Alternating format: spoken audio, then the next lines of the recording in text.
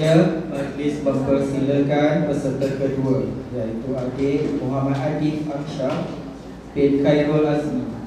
Tajuk ceritanya ialah Batu Belah Batu Bertakut. Mak, tunggu kami, Mak. Jangan tinggalkan kami. Tersebutlah kisah satu cerita, kisah Mak Tanjung dengan anaknya. Melur dan pekan nama mereka, di hujung kampung tempat tinggalnya. Yang dimuliakan Tuan Ketua Majlis, barisan para juri yang arif dan bijaksana, serta penjaga tertib yang peka pada masa. Seterusnya, hadirin dan rakan-rakan sekalian, Assalamualaikum warahmatullahi wabarakatuh. Nama diberi Muhammad Adib Amsyar bin Khairul Azmi dari Sekolah Kebangsaan Seri Mendapat.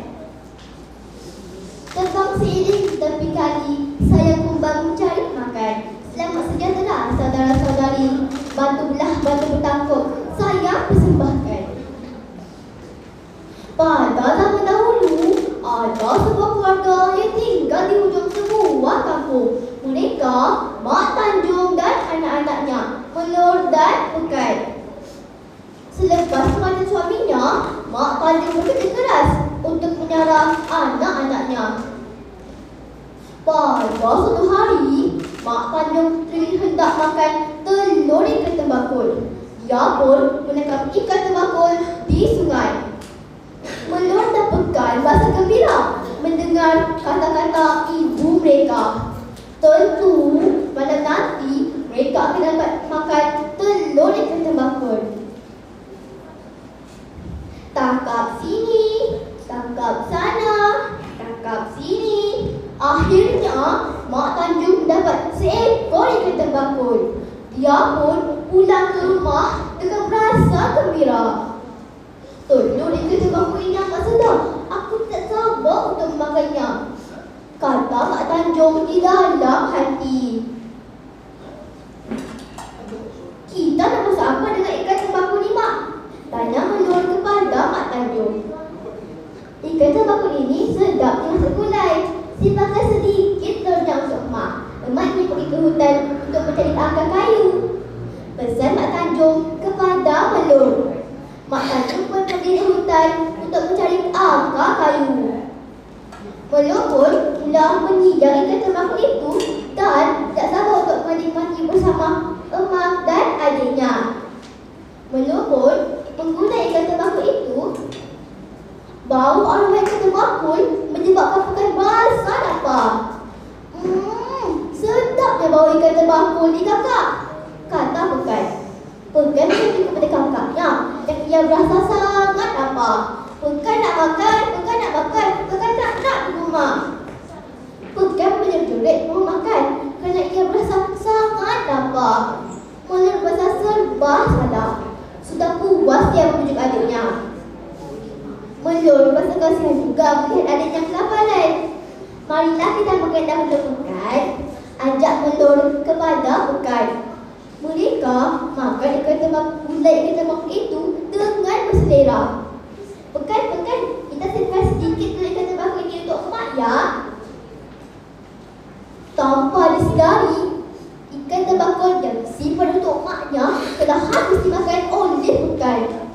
Melur tidak tahu bagaimana ingin memberitahu kepada Maknya. Tak lama kemudian, Mak Tanjung pulang ke rumah. Melur, mana ikan tembakul untuk Mak? Tanya Mak Tanjung kepada Melur. Maaf, Mak, Pekan telah menghabiskan semua ikan tembakul, jawab Melur dengan rasa bersalah. Alangkah kecewanya dia dan berasa sangat sedih. Sampai hati kamu berdua buat Mak begini, rumut Mak Tanjung. Mak Tanjung merasakan anak-anaknya tidak sayang kepadanya. Akhirnya, Mak Tanjung pun berlari ke batu belah batu bertakut. Orang kampung mempercayai batu itu bantu berpuaka. Mak, tunggu kami, Mak. Mak, jangan tinggalkan kami. Jodet melur dan pekan sambil mengejar mak mereka. Mak Tanjung tidak peduli kejeritan anak-anaknya. Batu belah, batu bertangkup, telanlah aku, takutlah aku kepunan, telur ikan terbakul. Begitu diuras, berseru-seru. Akhirnya, batu belah, batu bertangkup itu menelan Pak Tanjung dengan sekelip mata. Mak, ampunkan kami, Mak. Mak, ampunkan kami. Kami merasa bersalah. Melur dan pekan merasa sangat kecewa dan kerana tidak mendengar nasihat emak mereka. Sesat dahulu pendapatan, sesat kemudian tiada gunanya. Pengajaran dalam cerita ini ialah kita perlu mentaati perintah ibu bapa dan tidak mementingkan diri sendiri. Ingat ya kawan-kawan. Sekian, wabillahi taufiq wal hidayah. Wassalamualaikum warahmatullahi wabarakatuh.